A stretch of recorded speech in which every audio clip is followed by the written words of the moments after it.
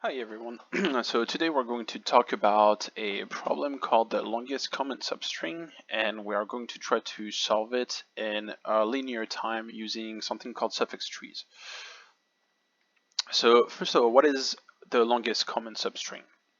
It's a problem in which we get an input of two strings, x and y, which are of total length n, and in this case we're going to use a constant alphabet. And the output we expect is the longest common substring for x and y. And we define the longest common substring to be the longest continuous groupment of characters that can be found in both strings. So, for example, the longest common substring for sphere and there would be here because HERE is the longest common continuous groupment of characters in sphere and there. And our goal for this presentation is to compute the longest common substring in O of n time. So how can we find the longest common substring? Well, there are different ways to do it. One of them is through dynamic programming, but this takes O of n squared time, so it's not going to be useful in our case. The other way, another common way to do is through suffix trees or suffix arrays too nowadays. We're going to specifically focus on suffix trees, and these are going to allow us to solve the longest common substring in O of n time. So what are suffix trees? Well, a suffix tree contains all of the suffixes of a string as its keys, and the position of the suffix as the value. And so it has the following properties. So if we take a string s of size n, there are exactly n leaves in this tree. The label for all edges is a non-empty substring of s. All internal nodes have at least two children. Edges coming from a common node cannot start with the same character. And to maintain these properties, we use a special character at the end, and it's called termination character at the end of the string. And I'm going to show an example of how that works using the string Mississippi. So you can see we have the termination character here, the dollar sign. And if we count, there are 12 characters. 1, 2, 3, 4, 5, 6, 7, 8, 9, 10, 11, 12, and so n is 12. And if you look at this tree, they are indeed n leaves, which are are labeled here. So the last one is 11, and that's because the count starts at 0. So that will add up to 12 total. So there are 12 leaves. So we are following the property that we talked about, where there are exactly n leaves. Then the other property was the label for all edges is a non-empty substring of s. So if we look, all of these all of the edges have labels, and none of them are empty labels. They're all substrings of s that we all substrings that we can find in this string. We can also see that all internal nodes do have more than two children. So this is an internal node, and we can see that it has 3 immediate children. This is another internal node, it has 2. Same for this one, same for this one, same for this one, and same for this one. So this property is also followed. The edges coming from a common node cannot start with the same character, and so if you look at all the edges, for example, coming from root, start with different characters. Here it starts with the dollar sign, here it starts with M, here it starts with I, here it starts with P, S, and we can see here that for all nodes, the edges for the children start with different characters. And we do have also the terminal sign that was part of the properties. And so how does this suffix tree work? Well, we'll show how to build one a little later on, but what I'm going to explain is that I can find any substring I want pretty rapidly just by following the path from root that I want. And so let's say I wanted to find IPPI, I wanted to find the substring IPPI. Let's simply start our root and find the edge that it has, whose label starts with I, and so I would come down this one. Then once I'm here, I would find I would have to find the next edge whose character starts with P, and so this one starts with a $sign, so it's not the correct one. This one starts with an S, so it's not the correct one. So I would just go down here, and this happens to be, the end, and so I would find IPPI, simply by following this path quite rapidly. And this works for anything else. If I wanted to find ISSI PPI, I would just go I, then find S, and follow the path ISSI, and then here I would have to find PPI, and so I would go down this path. And this kind of shows the strength of the suffix trees, of how fast we can find any substring in in this tree.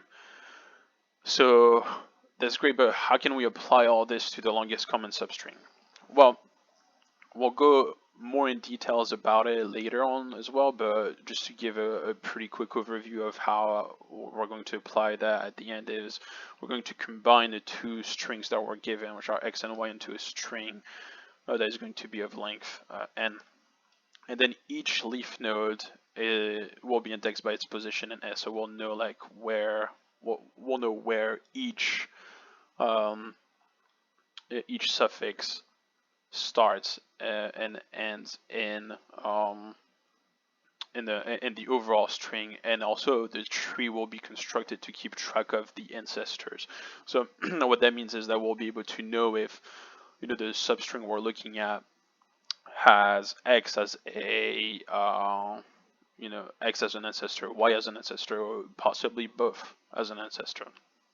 And the way we would find the longest common substring is, well, we just look at the path from root to the highest index with where both x and y have an ancestor. And so if the longest path from root that we can follow where both x and y are an ancestor will give us the longest common substring. So we'll go into more details after some explanation of how we can do all that. Another problem that we have to look at is that because the goal is to compute LCS, so the longest common substring problem, in O and time, we can do that through suffix trees, but are we able to build suffix trees in O and time? Because if we can't, then we have to find another solution, yes. And so the typical solution would take O of n squared time because of all the suffixes. And so the way we would go about doing it is, in our presentation, we're going to use the Ukkonen's algorithm. There are other algorithms that can be used to construct suffix trees and O and time, but Ukkonen is the one that we'll be looking at today. And there are a few things that we need to know about the trees before we can explain how the algorithm works as a whole. And one of them is implicit suffix trees. And what that is that it's a suffix tree from which we have removed the terminating character. And by removing the terminating character, it may create empty edge labels.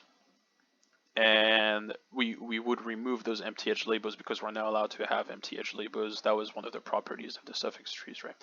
And so if we use the example of banana, for example, we would get rid of this terminating character, this one here, this one here, this one here, and this one here. And so all the ones that were by themselves here, these are attached to something else, so we don't worry about this for now, but they would be removed. But because the edge is not empty, we'll deal with those later. But for now, we just look at all the ones that are going to become empty, all the edges that are going to become empty, and we just remove them. And then, because we have to maintain the tree properties, we have to remove any node that has less than 2 children, right? And so because we're removing this $sign here, and this edge doesn't exist anymore, and this edge doesn't exist anymore, neither does this one or this one, then we're going to have to combine some. So this node here would have only one child, which would be NA, and so we just move it up here, and so we would have NA. But because this here is gone as well, we would end up having to move what we just combine here back up, and so we would end up with NA. And similar situation here is we would have to combine these nodes into one, and we would have an A and N. So the implicit tree for banana would look something similar to this, well, the terminating characters. And so why are we talking about implicit trees?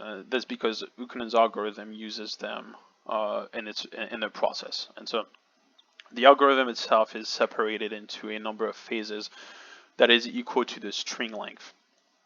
So, for Mississippi, there was, with the $sign, 12 characters, so there would be 12 phases.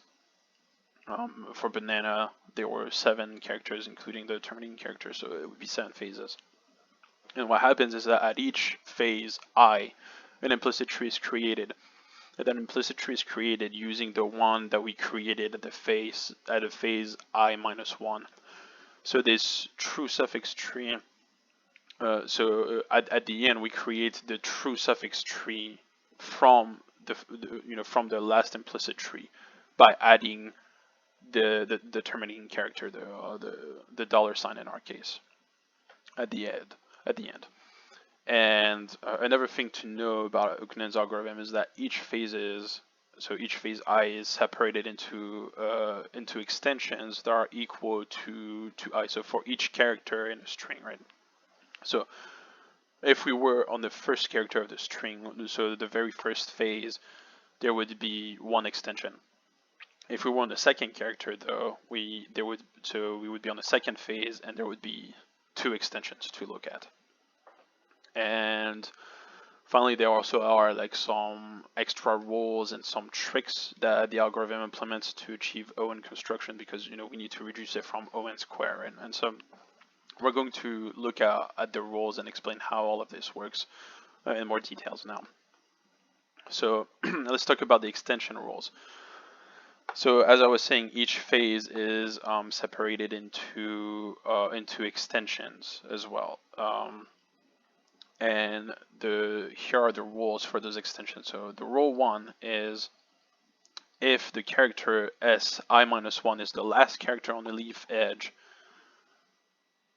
then you append si to become the last character of that leaf edge. So you would append your current character to that leaf edge if the previous character was the last one on that edge.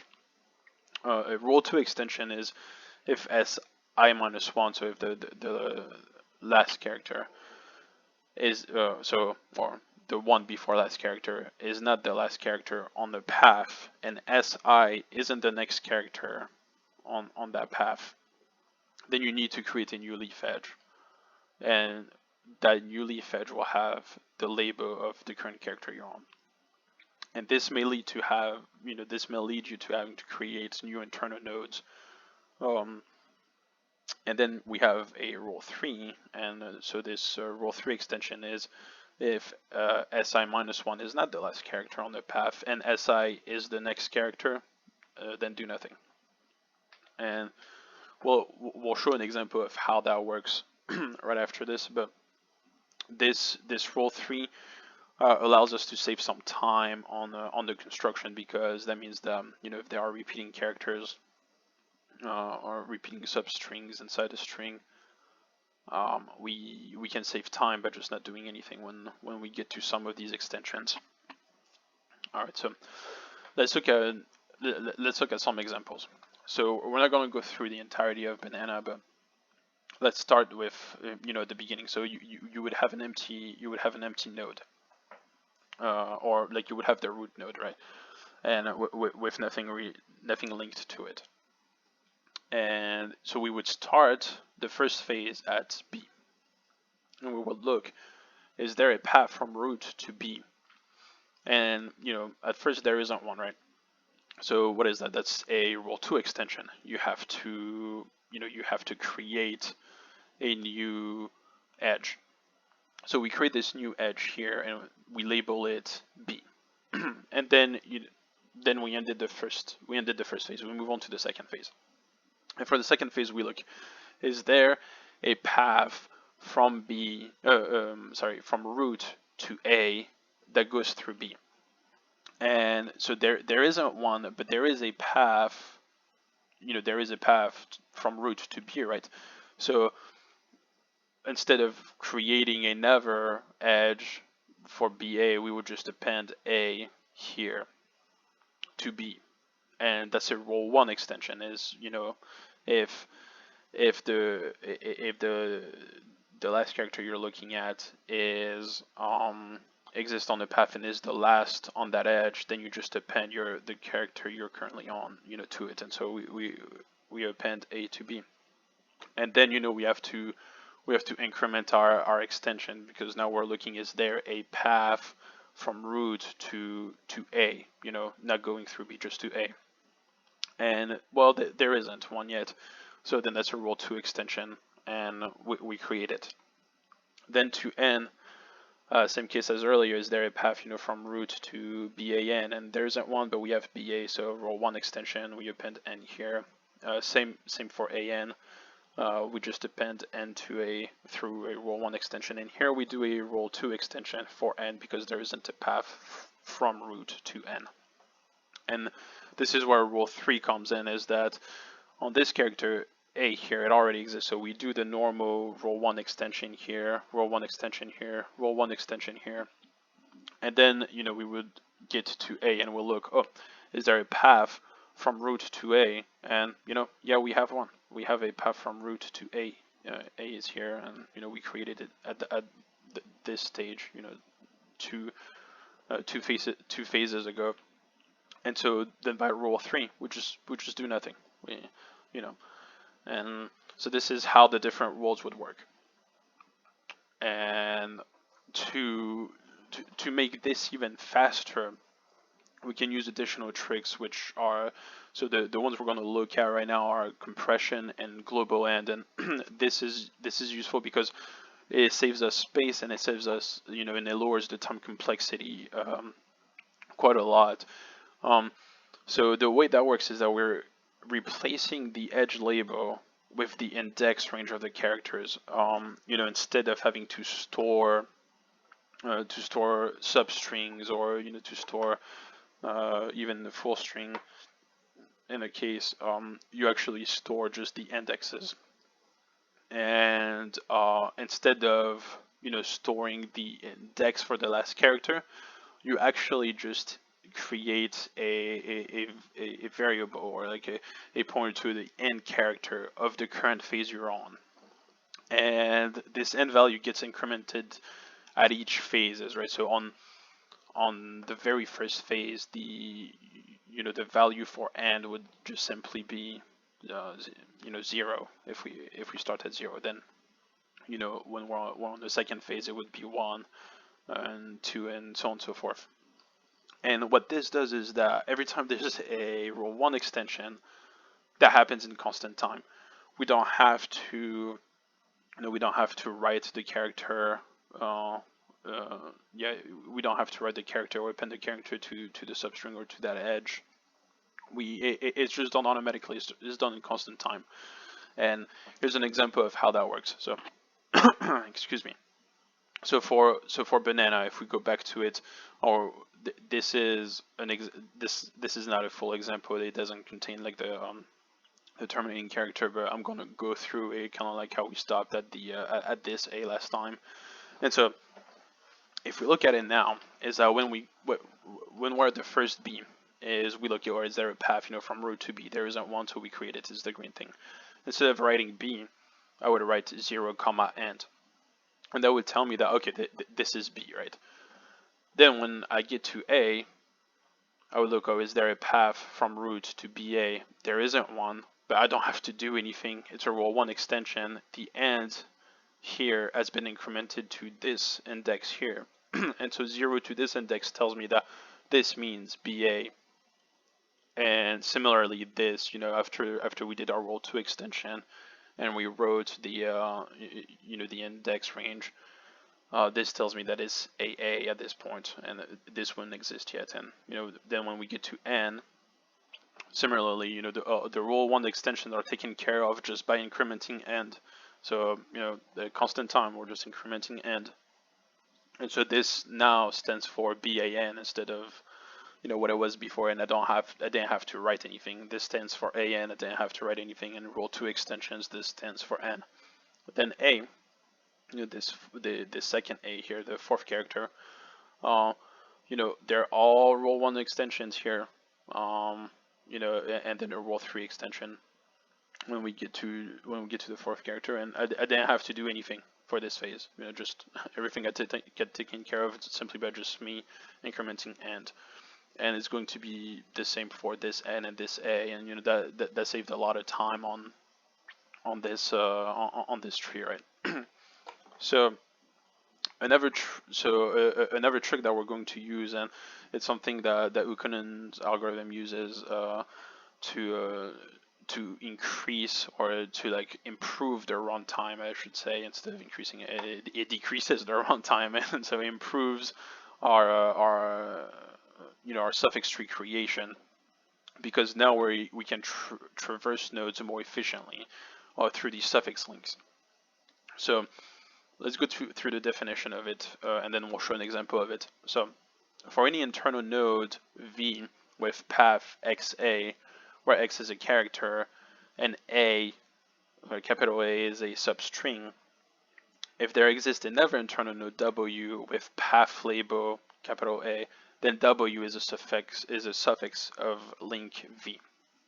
And the way these suffix links are created is if you're going through a phase and you have an extension where you have a role 2 extension which creates a new internal node, and you keep going through that same phase, and then you have a second role 2 extension which creates another internal node, then that second node is a suffix link of that first node that was just created. And we're going to show how this works with a full now suffix string for banana. You can see it's quite different than the one we had before. And again, we can remember that here these should be there should be like the index position, right? But for the sake of convenience for us to be able to read it better, we are using letters, but this wouldn't be a letter. This would be 0 to end, and so with that in mind, we can look at it and see the suffix links. Here are the little dotted lines with the arrows, and they're pointing to and so this means that 8 is a suffix link of 6, and 6 is a suffix link of this node here. And what we're saying is that using the definition we had before, where node V, so in this case, let's talk about node, this node here, like this one. If node V has a path called XA, where X is a character, and then big A is a substring of S, then and then the W's path is just big A, then W is a substring of V. And when we look at this, X, for the path to this node is A and A, so the X would be this A here, and NA would be what we called big A in the definition, this. And then the path to to 6 is NA, which is from the definition path label big A, and so that means that this is a suffix link of this node. And similarly for 8, so the path for 6 is NA, so X would stand for N, big A would be A, which is a substring, and then the path to 8 is A, and so that means that the substring, that means that this node is a suffix link of this node. And the way suffix links are used is to traverse nodes way more efficiently without having to go back through the root and and that stuff when we're creating the tree, and we can use it through something called active points. So active points is another part of the algorithm where we create some variables that help us keep track of all of this. And so it tells us where the next extension or the next phase will start. And so there are 3 variables that make up active points. First one is the active node, and that's self-explanatory. Okay, so which node are we going to start the next traversal from? Active edge is, well, which edge of the active node is we're going to start traversal from. And we need to remember that each node, each internal node, has at least 2 children, right? So that's why we need to keep track of which edge we're going to. And then the active length is the number of characters in the active edge that we need to walk down before we start traversal. And the one thing to remember is that we would always start, the very first thing would always start with the active node being root, active edge, set as none or -1. Like there is not an active edge at the very first when you start the algorithm, and the active length is 0. So how do these variables change? Well, when the rule 3 applies, we automatically increment active length by 1. As soon as we see a rule 3, boom, and active length is incremented. Then we look, and if a different node than the active node is reached, by incrementing the active length, then the active node updates, to the value of the new node that we just reached. And then we also check, okay, the active edge has to update to the index of the first character on the new edge that we reached, or on the edge that we're at when this happens. And it also changes, these variables also change when a rule 2 extension applies. And what happens when a rule 2 extension applies is we have to check first, okay, what is the active node? If it's root, then you create a new edge at the location you're currently at, and you decrement active length by 1 and increment active edge by 1. But if it's not root, then you follow the suffix link, you follow the path that you need. If there may not be a suffix link, you follow the path and you check if a new edge is needed. If there is a new edge, you create it, update the active node, and you keep repeating the check. All right, and so finally, before we get into the example and how we're going to use that for the LCS problem, the longest common substring problem, is we have a last trick, which is a rule 3 extension immediately ends the phase. We don't change anything after a rule 3 happens. It's like, if active length is like 3, we keep active length at 3. Like, we don't do anything else. We don't change any of the variable. Like, the phase ends and we start the next phase with whatever active points variables are set at currently. And there's another variable we're going to use that we're going to call remainder, and that helps us keep track of how many how many suffixes we need to create. And if a rule 3 happens, so first the remainder variable will always increment at the start of the phase and will decrement when a leaf node is created.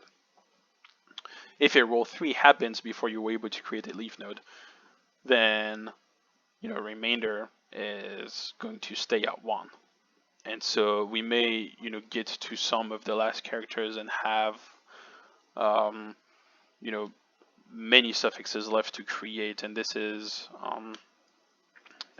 this is because remainder will have increased without us having created those those leaf edges, those leaf nodes.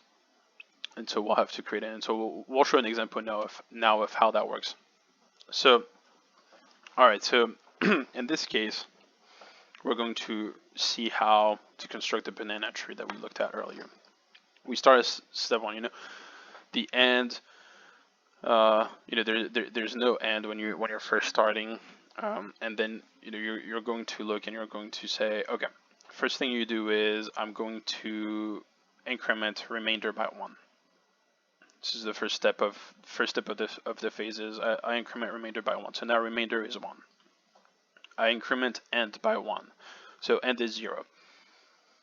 Then I look, okay, so the current character I'm on is B. Is there a path from root to B? There is not one. So then roll 2 extension applies. I create B. Because I created a leaf edge, remainder decreases and remainder becomes 0, and then we're in this state, after the first phase. Second phase starts. We look, okay, is there, as always, first steps, we increase remainder by 1, so remainder is 1, we increase end by 1, so now end would be 1. So then again, I'm showing this tree here with the actual letters. This would not be the case in when we would be actually using it. This is for the presentation to help us see how this works, but this would be the index position, and in this case it would be 0, comma, end, like we had it earlier. It's just much harder to read, so for the presentation, so I'm just here we're putting the actual letters. So okay, we're on character 2 now, so end becomes 1.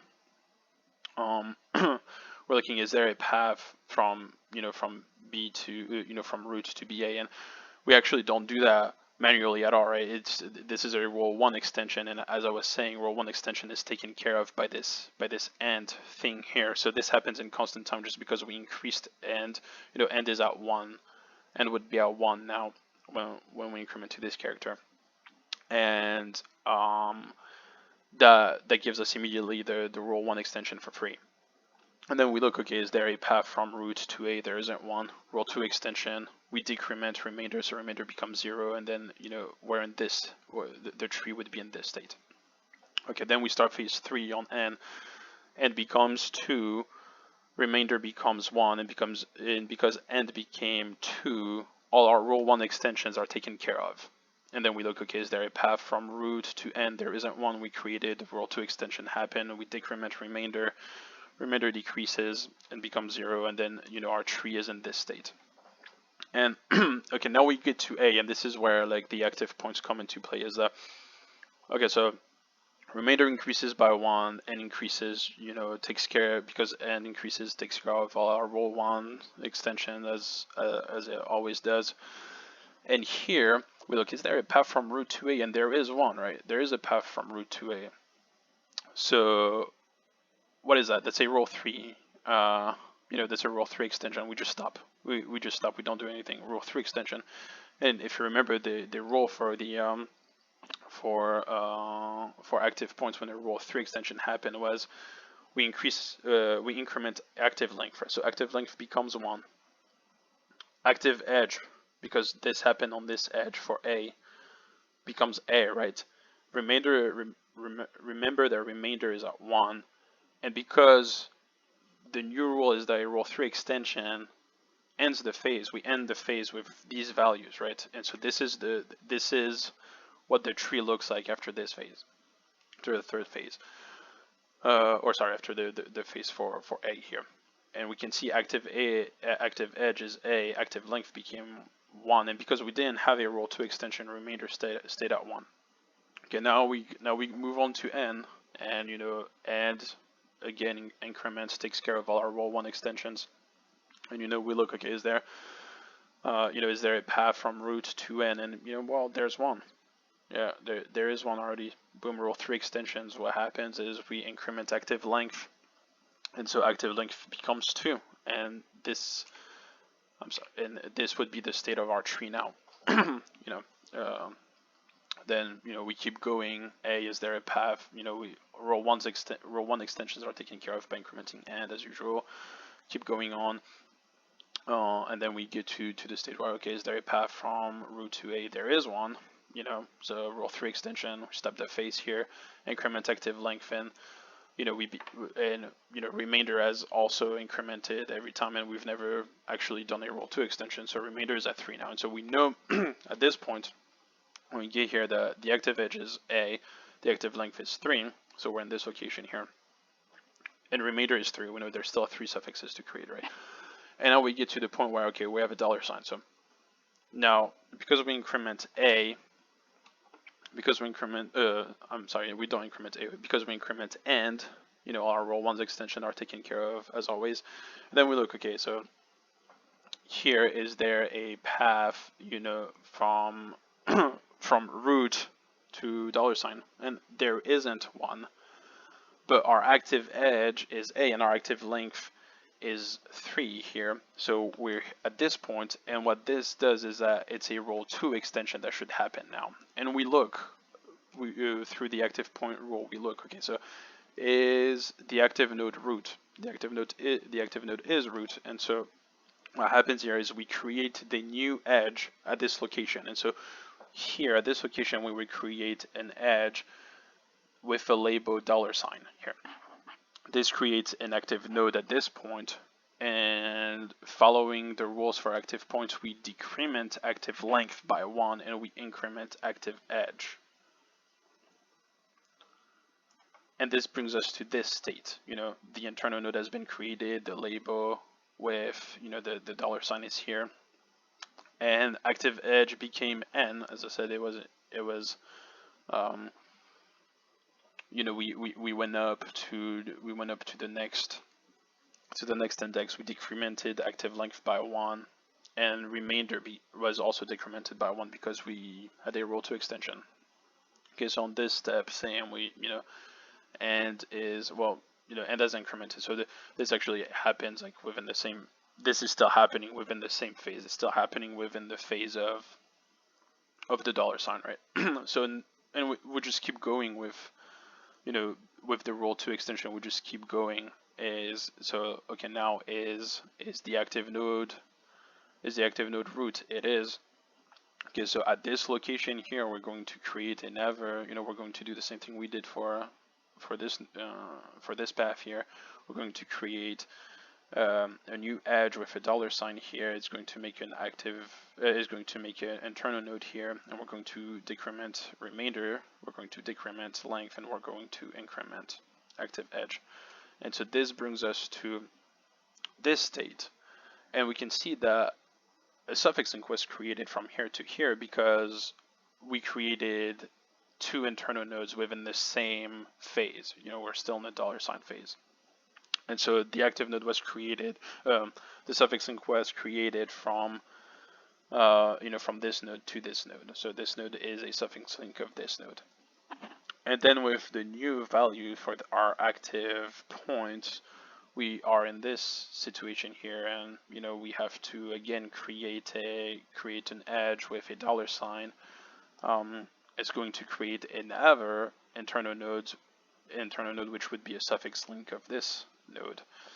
We're going to decrement remainder. We're going to decrement length, and because active length will become 0, then, you know, the active edge will be, so there won't be an active edge, you know, will be our root, and this will be the state of the tree. And then finally, we're, okay, is there a path from 0 to $sign, or from root to $sign? And there isn't one, so just create it. And roll 2 extension, we created it, and you know, we're done. And this is the final tree. And so this is how the creation happens. So of course, going you through it to explain takes a while, but this would happen in linear time, following all the tricks that we had with like roll 3 extension, stopping the phase, roll 1 extension, all happening in constant time. The suffix link, which, you know, made us, we didn't have to go back to root each time. You know, we needed to create new edges, and or you know, when we go to even when we're going through the tree, you know, we can follow suffix links and things like this. So it is it did take a while to explain, but this creation is much faster than doing it, you know, any other way, which would take us n squared time. And so back to the if we go back to the longest common substring problem, is all right. So how can we apply this? So we're going to concatenate string x and y into into S, as I said earlier, and this will be of size n. Then we're going to build the suffix tree for this new string, which is a concatenation of x and y in O(n) time, just by following the algorithm that we just talked about. And then each node is going to be marked with either x, y, or xy, depending on its edge label. And so if the suffix of that edge label comes from x, we're going to label it x. If it comes from y, we're going to label it y. And if it's actually a suffix from both x and y, it's just going to be named xy. And then the longest common substring we just have to find is the longest path to a node that is marked xy. And because it is marked xy, that means that it has both x and y as an ancestor, and so we know that it is part of those strings, right? Of both those strings. So how does that work with an example? So I'm not going to go through the build of this suffix tree, but because we just went through one, right? So we're following the same steps that we had earlier. This suffix tree would be built in linear time, and let's say x was banana and y was Granada. So we would get this suffix tree here, and then all of these would be labeled with different with the different where they're coming from. So Ranada would be labeled y, Da would be labeled y, Granada would be labeled y. Here, like we would have A that would actually be labeled x, y, because it's A can be found in both. And because we know the strings and we know their their position and all that, that's how we can know also through maintaining like the ancestor thing, is how we can know these strings. We can know that it has both x and y as an ancestor. And so in this case, the longest common substring would be A and A, or this one, A and A, or this A and A. And this would be the longest common substring to both, to x and y. And we can see here that this node here would be labeled xy. And following the path, we go here. Okay, this is a termination character. It wouldn't, it wouldn't be part of x. So this isn't a good one. If you look at this one, okay, so A is labeled xy, so okay, so then we count A. Okay, then A, A to here. Well, that's not a very long path. A Da, so Da is actually labeled y, right? So then that's not a that is no longer a candidate. A Granada is also Granada is also labeled y, so then this path isn't a candidate. A NA though, NA is labeled XY, so ANA is a candidate, so we just keep going. Okay, then is ANA Da 1? Well, no, this one is labeled Y, this one is labeled Y, so it's okay, so we stop here at ANA. And we just keep going through all of this, and we just realize, oh, okay, so like the longest common substring, or the longest the path, the longest path to a node that has both x and y as an ancestor is this path here to here. This is also a path. This node here is labeled x and y, but none of these are labeled xy. And so because of that, we can't, we're not going to select NA because ANA is bigger. All right, and so this is how we can have the longest common substring through the use of Ukkonen's algorithm and suffix trees and building suffix trees in linear time. And so we would get our answer in linear time. I have a lot of references here that I used to make this presentation. I'll make the links available in the description, and I hope you enjoyed the video.